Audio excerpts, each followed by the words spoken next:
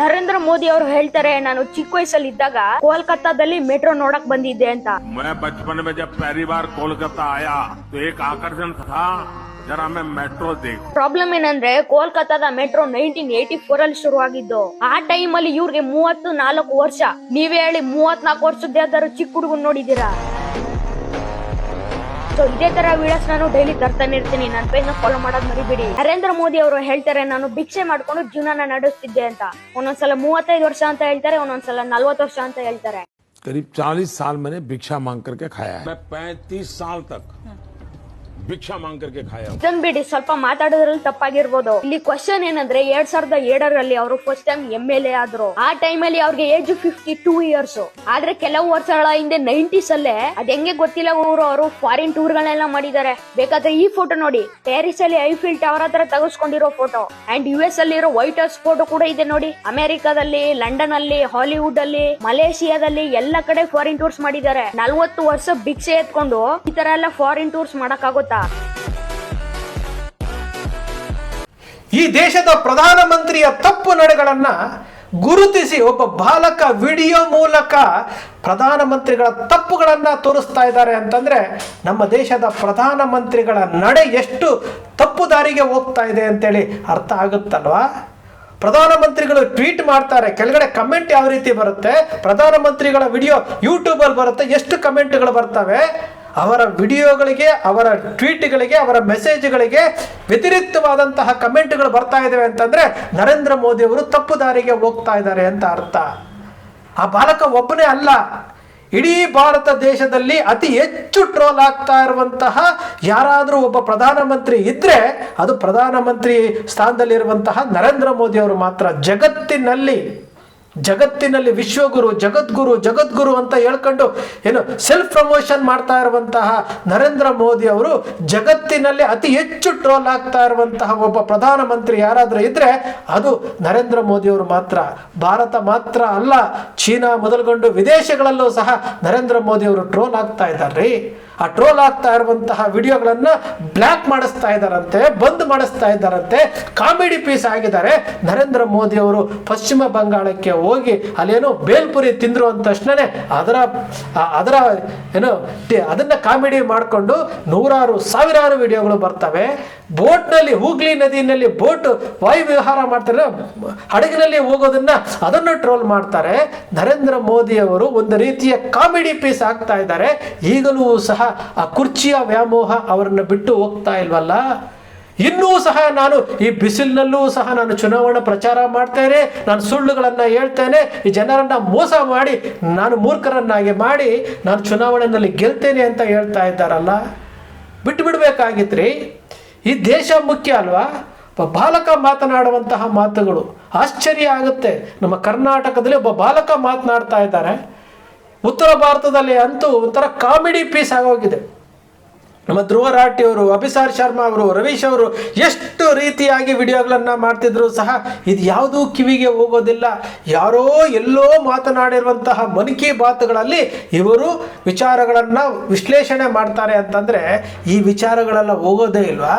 ಅವರ ತಪ್ಪು ನಡೆಗಳನ್ನು ಅವರಿಗೆ ಹೇಳುವಂಥದ್ದು ಯಾವುದೂ ಕಿವಿಗೆ ಹೋಗೋದಿಲ್ವಾ? ಇಂತಹ ಒಬ್ಬ ಪ್ರಧಾನಮಂತ್ರಿಯನ್ನು ನಾವು ಈ ದೇಶದಲ್ಲಿ ನೋಡ್ತಾ ಇದ್ದೀವಲ್ಲ. ನಾವು ನರೇಂದ್ರ ಮೋದಿ ಅವರು ಪ್ರಧಾನಮಂತ್ರಿ ಆಗಬೇಕು ಅಂತೇಳಿ ಇನ್ನು ರಾಜ್ಯದಲ್ಲಿ ಪ್ರವಾಸ ಮಾಡಿದಂಥವ್ರು ನಾವು. ಏನೋ ಬದಲಾವಣೆ ಆಗ್ಬಿಡುತ್ತೆ, ಭ್ರಷ್ಟಾಚಾರ ಕಡಿಮೆ ಆಗುತ್ತೆ, ಜನರ ನೆಮ್ಮದಿಯಿಂದ ಜೀವನ ಮಾಡ್ಬೋದು, UPA 1 and 2ನಲ್ಲಿ ಆಗಿರುವಂತಹ ತಪ್ಪುಗಳು ತಡಿತಾರೆ ಇವರು ಅಂತ ನಾವು ತಿಳ್ಕೊಂಡ್ರೆ ಇಷ್ಟೊಂದು ಟ್ರೋಲ್ ಆಗಬೇಕಾ? ವಿದೇಶಗಳಿಗೆ ಹೋಗ್ತಾರೆ, ಅಲ್ಲಿ ಟ್ರೋಲ್ ಆಗ್ತಾರೆ. ನಮ್ಮ ಭಾರತ ದೇಶದಲ್ಲಿ ಸಣ್ಣ ಸಣ್ಣ ಹುಡುಗರು ಟ್ರೋಲ್ ಮಾಡ್ತಾ ಇರುವಂಥದ್ದು, ಹೆಣ್ಣು ಮಕ್ಕಳು ಟ್ರೋಲ್ ಮಾಡ್ತಾ ಇರುವಂಥದ್ದು. ಏನ್ರಿ ಇದು? ಈ ದೇಶದ ಪರಿಸ್ಥಿತಿ ಏನಾಗಿದೆ ಅರ್ಥ ಆಗ್ತಾ ಇಲ್ಲ ನಮಗೆ. ಯಾವ ಸ್ಥಿತಿಗೆ ತೆಗೆದುಕೊಂಡು ಹೋಗ್ತಾ ಇದ್ದಾರೆ ದೇಶವನ್ನು?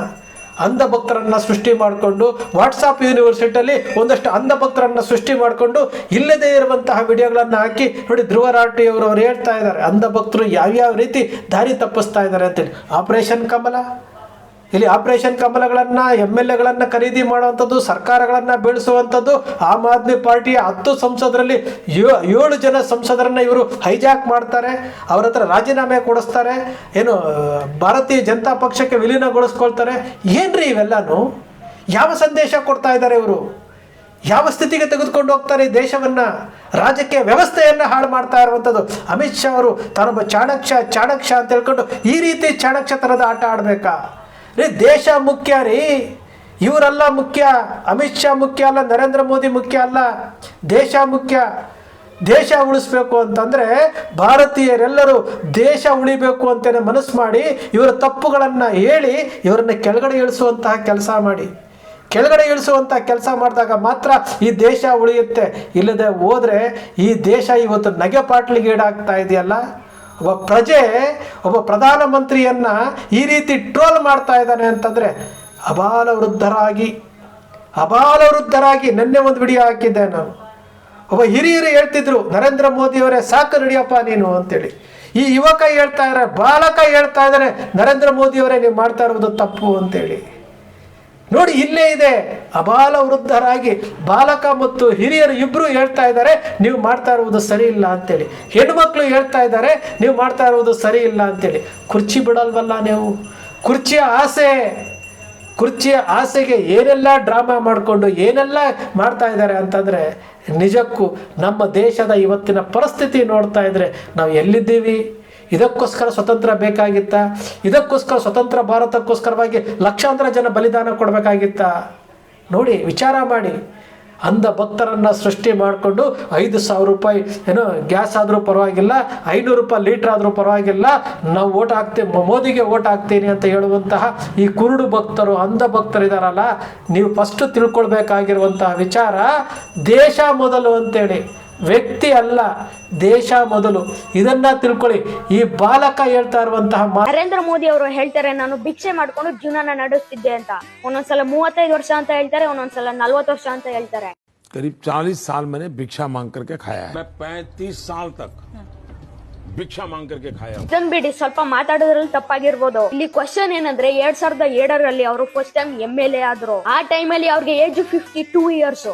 ಆದ್ರೆ ಕೆಲವು ವರ್ಷಗಳ ಹಿಂದೆ 90s ಅಲ್ಲೇ ಅದ್ ಹೆಂಗೆ ಗೊತ್ತಿಲ್ಲ ಅವರು ಫಾರಿನ್ ಟೂರ್ ಗಳನ್ನೆಲ್ಲ ಮಾಡಿದ್ದಾರೆ. ಬೇಕಾದ್ರೆ ಈ ಫೋಟೋ ನೋಡಿ, ಪ್ಯಾರಿಸ್ ಅಲ್ಲಿ ಐಫಿಲ್ ಟವರ್ ಹತ್ರ ತೆಗೆಸ್ಕೊಂಡಿರೋ ಫೋಟೋ ಅಂಡ್ US ಅಲ್ಲಿರೋ ವೈಟ್ ಹೌಸ್ ಫೋಟೋ ಕೂಡ ಇದೆ ನೋಡಿ. ಅಮೆರಿಕಾದಲ್ಲಿ, ಲಂಡನ್ ಅಲ್ಲಿ, ಹಾಲಿವುಡ್ ಅಲ್ಲಿ, ಮಲೇಷಿಯಾದಲ್ಲಿ ಎಲ್ಲ ಕಡೆ ಫಾರಿನ್ ಟೂರ್ಸ್ ಮಾಡಿದ್ದಾರೆ. 40 ವರ್ಷ ಭಿಕ್ಷೆ ಎತ್ಕೊಂಡು ಈ ತರ ಎಲ್ಲ ಫಾರಿನ್ ಟೂರ್ಸ್ ಮಾಡಕ್ಕಾಗುತ್ತೆ?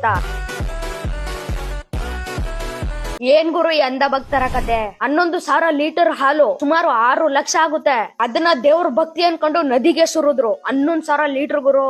ಇದರಿಂದ ಆಗೋ ಪರಿಣಾಮ ಏನೋ ಗೊತ್ತಾ? ಮಿಲ್ಕ್ ನ BOD ಅಂದ್ರೆ ಬಯಾಲಜಿಕಲ್ ಆಕ್ಸಿಜನ್ ಡಿಮಾಂಡ್ ತುಂಬಾ ಜಾಸ್ತಿ ಆಗುತ್ತೆ. ಇದರಿಂದ ನೀರಲ್ಲಿರೋ ಬ್ಯಾಕ್ಟೀರಿಯಾಗಳಿಗೆ ಒಂದು ಫುಡ್ ತರ.